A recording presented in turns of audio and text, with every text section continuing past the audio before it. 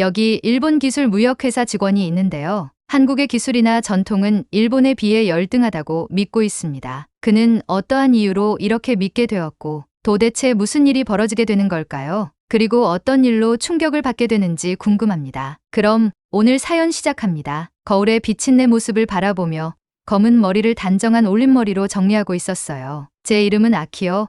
일본 도쿄의 기술 무역회사에서 일하고 있습니다. 32살이고 날카로운 눈매와 날씬한 체형을 가지고 있죠. 저를 아는 사람들은 저를 체계적이고 전통적인 사람이라고 말하곤 해요. 모든 일이 계획대로 진행되는 걸 좋아하고 깜짝 놀랄 일은 별로 좋아하지 않아요. 매일 아침은 똑같은 루틴으로 시작됩니다. 아침 6시에 일어나기, 정확히 8분 동안 샤워하기, 완벽하게 다림질된 옷 입기, 아침 뉴스를 읽으며 아침 식사하기. 그날 아침도 다를 게 없었어요. 적어도 그때는 그렇게 생각했죠. 한국, 왜 내가 거기에 가야 하지? 옷깃을 정리하면서 혼잣말을 하고 있었어요. 한국으로 여행한다는 생각만으로도 불편하게 느껴지고 있었습니다. 한국에 대해 강한 의견을 가지고 있었는데 좋은 것들이 아니었죠. 제 생각엔 일본이 모든 면에서 우수했어요. 특히 기술과 쌀농사 부분에서요. 어제 상사가 했던 말이 생각나고 있었어요. 아키요, 한국의 스마트 농업 기술을 조사하러 가야 해요. 우리 회사는 그들의 방식에 대한 정보가 필요해요. 일본의 쌀 가격이 너무 높아지고 있고 부족 현상도 있어요. 우리는 해결책이 필요해요. 여행 가방을 싸면서 깊은 한숨을 쉬고 있었어요. 각 물건을 정확하게 접어 적절한 자리에 놓고 있었죠. 가고 싶지 않더라도 이 임무를 완벽하게 완수할 거예요. 그게 바로 제 모습이니까요. 믿을 수 있고 철저한 사람. 회사로 가는 기차에서 브리핑 자료를 살펴보고 있었어요. 보고서에는 한국의 스마트 농업이라는 것이 언급되어 있었죠. 저는 눈을 굴리며 생각했어요. 어떻게 한국이 일본보다 더 나은 농업 기술을 가질 수 있겠어? 우리의 전통적인 방식은 수세기 동안 완벽해져 왔는데 내가 그들에게서 배울 게 뭐가 있을까? 사무실에서 동료들이 제 여행을 위해 행운을 빌어주고 있었어요. 열린 마음을 가져요. 아키요. 히로시 동료가 아는 미소를 지으며 말했죠. 저는 공손하게 고개를 끄덕였지만 속으로는 내 마음은 이미 정해져 있어 라고 생각하고 있었어요. 그날 나머지 시간은 여행 준비로 보내고 있었습니다. 한국의 스마트 농업 시스템을 조사했지만 세부 사항에는 거의 신경 쓰지 않았어요. 제 노트에는 아마도 일본 방식보다 열등할 것, 그리고 유용하지 않을 가능성이 높음 같은 것들을 적고 있었죠. 지금 돌이켜보면 제 생각이 얼마나 닫혀 있었는지 알 수 있어요. 그날 밤 짐을 다시 확인하면서 이상한 감정들이 섞여 있었어요. 일상이 방해받는 것에 대한 짜증, 일본인이라는 자부심, 그리고 깊숙한 어딘가에 인정하고 싶지 않은 작은 호기심의 불꽃이 숨어 있었죠. 다음날 아침, 항상 그렇듯이 2시간 일찍 공항에 도착했어요. 비행기를 기다리면서 다른 여행객들을 지켜보고 있었습니다. 휴가를 떠나는 가족들, 저처럼 비즈니스맨들, 유학을 떠나는 학생들, 모두 자신의 여정에 설레는 것 같았어요. 저는 오직 두려움만 느끼고 있었죠. 비행기 안에서 창밖을 바라보니 도쿄가 아래에서 점점 작아지고 있었어요. 익숙한 고층 빌딩들과 거리가 작은 점들로 변했다가 완전히 사라졌죠. 곧 이미 마음에 들지 않을 거라고 결정해버린 낯선 나라에 도착할 예정이었어요. 이 여행이 제 모든 것을 바꿀 거라는 건 그때는 몰랐어요. 제 꼼꼼하게 정리된 세계, 강한 의견들, 경직된 사고방식, 이 모든 것이 도전받게 될 거였죠. 하지만 비행기가 서울을 향해 날아가는 동안 저는 여전히 같은 고집스러운 아키오였어요. 이미 마음을 정해놓고 새로운 가능성에 닫혀있는 마음을 가진 채로요. 승무원이 서울 착륙을 알리고 있었어요. 긴장감으로 배가 조여오고 있었습니다. 비행이 무서웠던 게 아니라 땅에서 저를 기다리고 있는 것들이 무서웠어요. 저와 다르게 생각하는 사람들을 만나게 될 테고 제가 믿는 것에 도전할 수도 있는 기술들을 보게 될 거예요. 그리고 가장 최악은 한국에 대한 제 생각 중 일부가 틀렸다는 걸 인정해야 할지도 모른다는 거였죠. 비행기가 착륙하자 저는 깊은 숨을 들이쉬고 짐을 챙기고 있었어요. 그냥 출장일 뿐이야 라고 스스로에게 말했죠. 정보를 모으고 보고서를 쓰고 집으로 돌아갈 거야. 아무것도 변하지 않을 거야. 제가 얼마나 틀렸는지 그때는 몰랐어요. 서울의 호텔은 제가 생각했던 것보다 더 좋았어요. 제 방은 깨끗하고 현대적이었는데 불빛으로 반짝이는 도시 전경이 보이고 있었죠. 하지만 저는 즐기러 온 게 아니라 일하러 왔다는 걸 스스로에게 다시 상기시키고 있었어요. 책상 위에 서류와 노트북을 정리하며 다음날 아침 일찍 조사를 시작할 계획을 세우고 있었습니다. 아침 식사 시간에 익숙한 음식들로 접시를 채우고 있었어요. 계란, 토스트, 과일 같은 것들이었죠. 그러다 김이 모락모락 나는 흰쌀밥이 가득 담긴 큰 그릇이 눈에 들어왔어요. 별로 기대하지 않고 조금만 담았죠. 뭐니 해도 일본 쌀이 세계 최고니까요. 하지만 첫 입을 먹는 순간 그대로 굳어버렸어요. 이 쌀밥은 완벽했어요. 각각의 쌀알이 단단하면서도 부드럽고 입 안을 가득 채우는 달콤하고 고소한 맛이 느껴지고 있었죠. 어떻게 한국 쌀이 이렇게 맛있을 수 있지?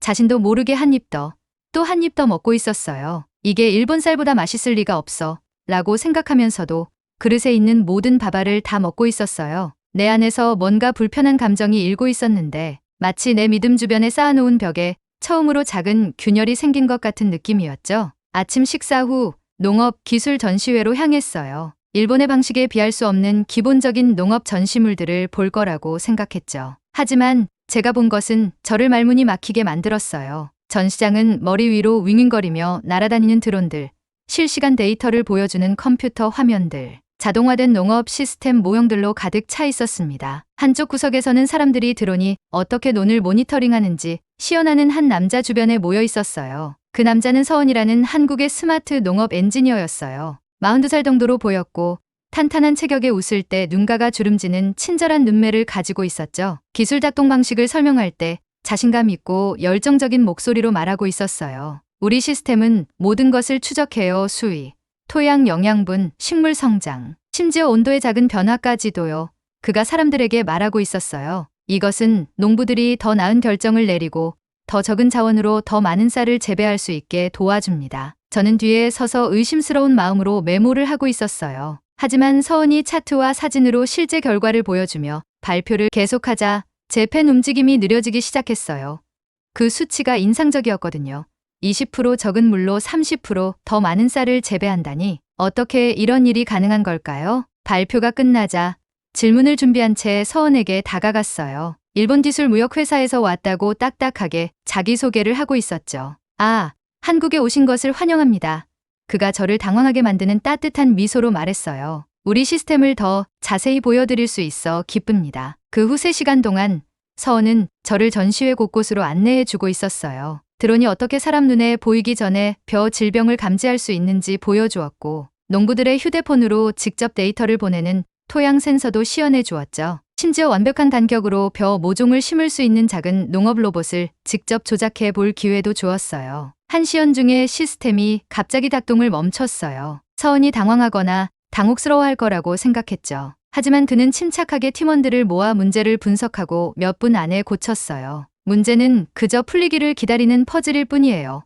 그가 여유로운 미소로 말하고 있었어요. 그의 태도가 저를 혼란스럽게 만들었어요. 제 회사에서는 실수가 수치스러운 일이었거든요. 하지만 서은과 그의 팀은 실수를 배움의 기회로 보는 것 같았어요. 그들은 제게 낯설면서도 매력적인 창의적 에너지로 함께 일하고 있었죠. 그날 저녁 호텔 방에서 메모를 검토하고 있었어요. 사실과 수치를 적었지만 서은과 그의 팀에 대한 관찰도 기록해 놓았더라고요. 그들의 접근 방식은 제가 일본에서 익숙했던 것과는 너무 달랐어요. 그들은 혁신과 유연성을 중요시했고 저는 항상 전통과 안정을 중요시했죠. 처음으로 두 접근 방식 모두 가치가 있을 수도 있겠다는 생각이 들고 있었어요. 다음 날 서울 외곽의 논을 방문했어요. 이곳에서는 전통적인 농업 방식과 새로운 기술이 함께 작동하고 있었죠. 나이 든 농부들은 날씨 패턴과 토양 상태에 대한 지식을 공유하고 젊은 직원들은 태블릿과 드론을 사용해 논을 모니터링하고 있었어요. 푸른 논 위로 해가 지고 있을 때 제 편견의 벽에 또 다른 균열이 생기는 것을 느꼈어요. 농장은 아름다웠고 사람들은 친절했으며 기술은 인상적이었어요. 이 모든 것이 제가 한국에 대해 믿었던 것과 일치하지 않았죠. 그날 밤 도쿄에 있는 상사에게 전화해서 진행 상황을 알려드렸어요. 그가 이 출장이 시간 낭비였는지 물었을 때 저도 모르게 망설이고 있었어요. 사실은요, 저 자신도 놀라면서 천천히 말했어요.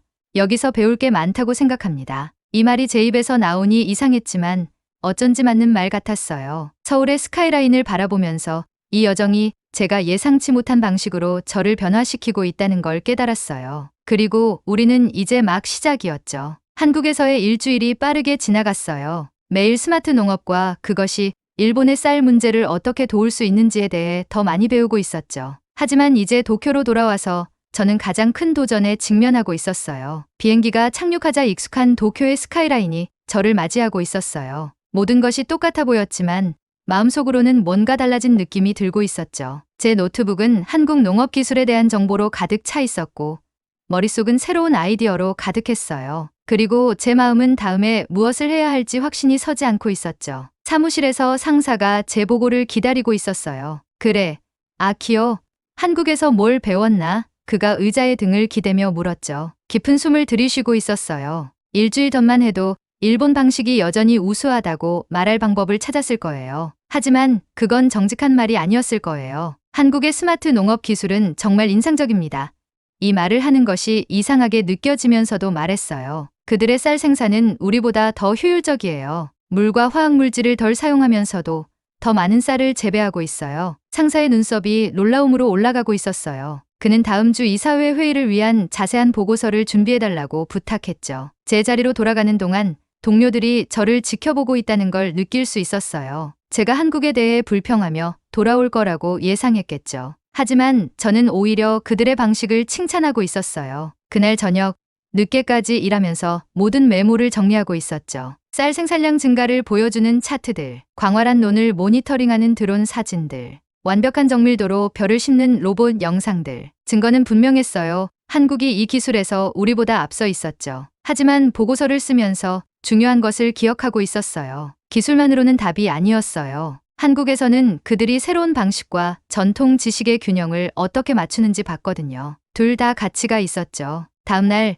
상사가 제가 배운 것을 공유하기 위해 농부회의에 참석할 거라고 발표했어요. 이게 저를 긴장시키고 있었죠. 일본 농부들은 전통적인 방식에 자부심을 가지고 있었거든요. 한국 기술에 대한 제 제안에 그들이 어떻게 반응할까요? 회의는 도쿄 외곽의 커뮤니티 센터에서 열리고 있었어요. 방은 농부들로 가득 차 있었는데 대부분 햇볕에 그을린 얼굴과 굳은 살 박힌 손을 가진 나이 든 남성들이었죠. 제가 말하기 위해 일어서자 그들의 눈이 저를 주의 깊게 지켜보고 있었어요. 한국에서 본 것들을 설명해 드렸어요. 드론, 센서, 자동화 시스템들, 차트와 사진도 보여드렸죠. 몇몇 농부들은 관심을 보이며 고개를 끄덕이고 있었고 다른 이들은 눈살을 찌푸리며 팔짱을 끼고 있었어요. 제가 말을 마치자 나이 든 남자가 일어났어요. 이분이 아키토였는데 이 지역에서 가장 존경받는 쌀 농부 중 한 분이었죠. 68세의 나이에 그의 얼굴에는 깊은 주름이 패여 있었고 수십 년 동안 논에서 일한 탓에 등이 약간 구부정했어요. 하지만 눈은 여전히 날카롭고 맑았죠. 이 기계들과 컴퓨터들은 그가 단호한 목소리로 말했어요. 쌀의 혼을 이해할 수 없소. 각 알갱이는 우리 땅과 우리 민족의 역사를 담고 있소. 방 안이 조용해졌어요. 얼굴이 뜨거워지는 걸 느끼고 있었죠. 저항을 예상하긴 했지만 아키토 같은 분에게서 이런 말을 들으니 스스로를 의심하게 되었어요. 그날 밤 잠을 이루지 못하고 있었어요. 아키토의 말이 머릿속에서 계속 맴돌고 있었거든요. 그가 맞는 걸까요? 한국 방식을 채택하자고 제안함으로써 일본 전통을 배신하고 있는 걸까요? 하지만 서원의 말이 기억났어요.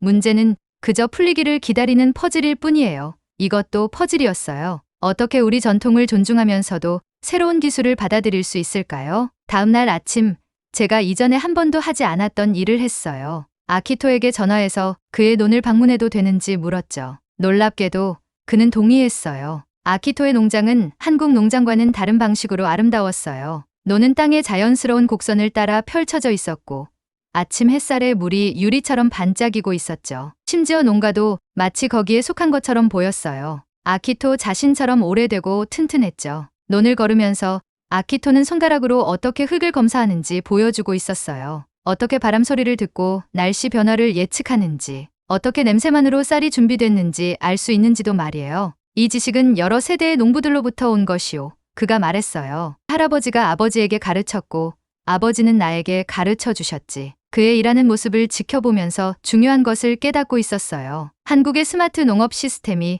이런 지혜를 대체할 필요는 없었어요. 오히려 이를 뒷받침할 수 있었죠. 그날 밤 보고서를 완전히 다시 썼어요. 더 이상 한국 기술만 추천하지 않았죠. 균형 잡힌 접근 방식을 제안했어요. 전통적인 농업 지식을 존중하면서도 특정 문제를 해결하기 위해 새로운 기술을 사용하는 방식이요. 보고서를 제출할 때 손이 떨리고 있었어요. 이건 더 이상 그냥 쌀에 관한 것이 아니었어요. 오래된 것과 새로운 것, 전통과 혁신 사이에 내가 항상 믿어왔던 것과 이제 사실임을 알게 된 것 사이의 중간길을 찾는 것이었죠. 제 시련은 화가 난 농부들이나 회의적인 상사들을 마주하는 것이 아니었어요. 진짜 도전은 저 자신을 마주하는 것이었죠. 제 편견, 경직된 사고방식, 변화에 대한 저항 같은 것들을요. 이사회의 제 보고서에 대한 반응을 기다리면서 이미 제가 가능하다고 생각했던 것보다 더 많이 변했다는 걸 깨닫고 있었어요. 그리고 어쩐지 그것은 패배처럼 느껴지지 않았어요. 오히려 성장처럼 느껴졌죠. 6개월이 꿈처럼 지나갔어요. 이사회는 제 보고서를 받아들였을 뿐만 아니라 제가 가장 크게 제안했던 것, 일본 전통 쌀농사와 한국 스마트 농업 기술을 결합한 시범 프로그램까지 승인해 주었어요. 그들은 저를 이 프로젝트의 책임자로 임명했는데 이 일이 저를 설레게 하면서도 동시에 무섭게 만들고 있었죠. 첫 번째로 한 일은 한국에 있는 서원에게 전화를 걸었어요. 그에게 기술 설치를 도와줄 수 있는지 물었죠. 그의 열정적인 네 하는 대답에 저도 모르게 미소를 짓고 있었어요. 두 번째 전화는 아키토에게 걸어 그의 전통 농업 지식을 나눠줄 수 있는지 물었죠. 그의 망설임 뒤에는 천천히 깊은 생각을 담은 동의가 뒤따랐어요. 오늘 저는 도쿄 외곽의 논에 서서 전에는 가능하다고 생각하지 못했던 광경을 바라보고 있었어요. 서원과 아키토가 어린벼 모종들 사이를 나란히 걷고 있었거든요. 아침 햇살에 이슬방울이 녹색 잎사귀 위에서 작은 다이아몬드처럼 반짝이고 있었죠. 드론이 머리 위에서 조용히 떠다니며 자라나는 식물들의 사진과 측정값을 얻고 있었어요. 아키토는 몸을 숙여 흙을 만지며 손가락 사이로 그 촉촉함을 느끼고 있었어요. 서원은 태블릿을 보면서 땅에 묻힌 센서들이 보내는 데이터를 확인하고 있었죠. 그들은 많은 말이 필요 없이 서로 정보를 공유하며 고개를 끄덕이고 있었어요. 수분이 완벽해요. 서원이 아키토에게 화면을 보여주며 말했어요. 아키토는 고개를 끄덕였어요. 벼가 행복해 보이네요. 그가 대답했어요. 잎의 색으로 알 수 있지요? 저는 가슴이 따뜻해지는 느낌으로 그들을 지켜보고 있었어요. 나이, 문화, 접근 방식이 이렇게 다른 두 사람이 함께 일하고 있었고 그것도 누구의 예상보다 훨씬 잘 되어가고 있었어요. 우리의 시범 프로그램은 두세 개의 장점을 모두 활용하고 있었죠. 아키토와 다른 전통 농부들은 쌀에 대한 깊은 지식을 공유하고 있었어요. 어떻게 자라는지, 무엇이 필요한지, 날씨 변화에 어떻게 반응하는지 같은 것들이요. 서원의 기술은 정확한 측정, 문제에 대한 조기 경고, 물을 주고 식물을 관리하는 효율적인 방법을 제공하고 있었죠. 그 결과는 스스로를 증명하고 있었어요. 우리의 쌀은 그 어느 때보다 강하고 빠르게 자라고 있었고 물과 화학물질도 덜 사용하고 있었어요. 그리고 농부들은 더 많은 휴식 시간을 가질 수 있었죠. 자동화 시스템이 예전에는 긴 시간의 육체 노동이 필요했던 많은 작업들을 처리해주고 있었거든요. 하지만 가장 큰 변화는 제 안에서 일어났어요. 6개월 전 편견으로 가득 찬 채 한국으로 떠났던 그 여자는 더 이상 존재하지 않았어요. 그 다리에는 이제 다양한 접근 방식에서 가치를 찾고 판단하기 전에 듣고 전통과 혁신을 결합하는 사람이 서 있었어요. 상사도 그 변화를 알아차렸어요. 지난주에 저를 사무실로 불러 농업혁신에 초점을 맞춘 새로운 부서의 책임자로 승진시켰죠. 당신은 우리에게 전통을 존중하면서도 새로운 아이디어를 받아들일 수 있다는 것을 보여주었어요. 그가 말했어요. 그것이 바로 지금 일본에 필요한 거예요. 오늘 오후에는 우리 프로그램에 대해 배우고 싶어하는 다른 농장들의 방문객들을 맞이하고 있었어요. 발표를 준비하면서 우리가 한 일을 어떻게 설명할지 생각하고 있었죠. 이건 단지 기술이나 전통적인 방법에 관한 것이 아니었어요. 균형을 찾고 새로운 가능성에 열려 있는 것에 관한 이야기였어요. 발표 후 아키토는 모두를 그의 집으로 저녁 식사에 초대했어요. 그의 가족은 우리 시범 프로그램에서 나온 쌀과 함께 전통 일본 요리를 대접해주고 있었죠. 쌀은 완벽했어요. 각각의 알이 뚜렷하면서도 부드럽고 한국에서의 그 첫 번째 놀라운 아침 식사를 떠올리게 하는 달콤한 맛이 나고 있었어요. 아키토의 손녀가 이 쌀이 논의 어느 부분에서 왔는지 물었어요. 더 전통적인 방법을 사용한 구역인지, 더 많은 기술을 사용한 구역인지 궁금해하고 있었죠. 아키토는 미소를 지었어요. 그건 중요하지 않아. 그가 말했어요. 모든 쌀은 지식과 혁신 모두로 재배되었단다. 옛것과 새것이 함께 일하는 거지. 우리가 식사를 하고 있는 동안 저는 테이블 주변을 둘러보고 있었어요. 서원은 새로운 아이디어에 대해 젊은 일본 농부들과 이야기를 나누고 있었고 아키토는 한국 농업 학생들과 날씨 패턴과 수학 전통에 대한 이야기를 공유하고 있었죠. 아마 만날 일이 없었을 사람들이 지금은 서로에게서 배우고 있었어요. 이것이 제게 진정한 보상이었어요. 승진이나 성공적인 프로젝트가 아니라 이렇게 연결이 형성되는 것을 보는 것, 편견이 사라지고 호기심과 존중으로 대체되는 것을 지켜보는 것이었죠. 나중에 논 위로 해가 지고 있을 때 저는 혼자 논두렁을 따라 걷고 있었어요. 식물들이 저녁 바람에 살랑살랑 흔들리고 있었죠. 머리 위에서는 우리의 모니터링 드론 중 하나가 그날의 마지막 비행을 하고 있었는데 어두워지는 하늘에서 불빛이 깜빡이고 있었어요. 이 몇 달 동안의 여정에 대해 생각하고 있었어요. 제가 처음에 한국과 그 기술에 대해 얼마나 강한 의견을 가지고 있었는지, 일본 방식보다 나은 것은 없다고 얼마나 확신했는지, 새로운 가능성에 제 마음이 얼마나 닫혀 있었는지 말이에요. 이제 저는 일부 경계는 우리 마음속에만 존재한다는 것을 이해하고 있었어요. 지혜는 예상치 못한 곳에서 올 수 있고 최고의 해결책은 하나만 선택하기보다는 다양한 방식을 결합하는 경우가 많다는 것도요. 내일부터는 일본 전역의 더 많은 농장으로 우리 프로그램을 확대하는 작업을 시작할 예정이었어요. 쌀 위기가 아직 완전히 해결된 것은 아니지만 우리는 앞으로 나아갈 길을 찾았어요. 과거를 존중하면서도 미래를 받아들이는 길이요. 저 아키오에게는 새로운 목적을 찾았어요.